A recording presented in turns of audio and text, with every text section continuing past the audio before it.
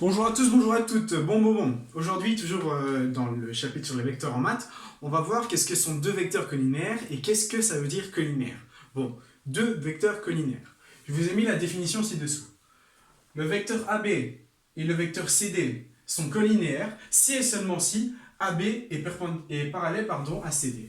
Donc, je vais avoir un vecteur AB, d'accord, ici. J'ai AB. Et donc, il est collinaire si et seulement si AB, donc le vecteur, va être parallèle à CD. Et donc, ces deux vecteurs sont collinaires. Ils sont parallèles, c'est bon. C'est juste, ils sont collinaires.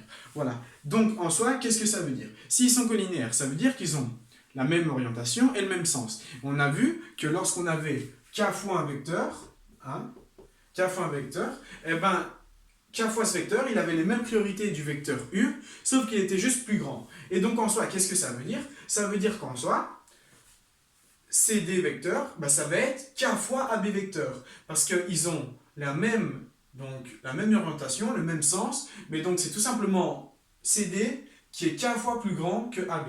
D'accord? Et donc, qu'est-ce qu'on peut définir à partir de ça? On peut définir que AB vecteur plus CD vecteur sont collinaires si et seulement si AB vecteur, donc AB est perpendiculaire à CD, et si donc, il existe un réel K qui dit que K fois AB est égal à CD.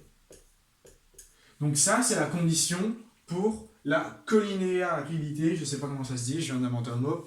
Donc voilà, pour les vecteurs, c'est lorsque deux vecteurs sont collinaires, on obtient toujours cette égalité qui nous dit que K fois AB est égal à CD. Voilà, donc ça c'est juste une petite mise au point sur les vecteurs collinaires. Donc le vecteur collinaire, parallèle, il n'y a rien de plus, ils sont juste parallèles. Vecteur collinaire, parallèle. Ok, bon. Alors, on va voir à quel moment 3 points sont alignés. 3 points sont alignés s'ils sont alignés, tout simplement, d'accord? Donc le point A, le point B et le point C. Donc A, B, C, voilà. Ces 3 points sont alignés si A, B, d'accord, est collinaire à AC. Pourquoi? Parce que je vais avoir AB qui est toujours dans le prolongement, AC, pardon, qui est dans le prolongement de AB, et donc, s'ils sont dans le prolongement, ils ont la même direction, le même sens, mais juste que AB va être k fois plus grand, AC, pardon, va être k fois plus grand que AB, d'accord? Et donc, c'est bien la condition pour la collinéarité. D'accord? Je vais encore inventer ce mot. Donc, en soi, s'ils sont confondus, l'un sur l'autre, ils sont parallèles, ça veut dire que AC vecteur, c'est K fois AB vecteur. Et donc, ils sont collinaires. Donc, lorsque 3 points sont alignés, ils sont collinaires. Ça veut dire que 1 va être le multiple de l'autre. Donc, on va avoir AC qui est égal à K fois AB.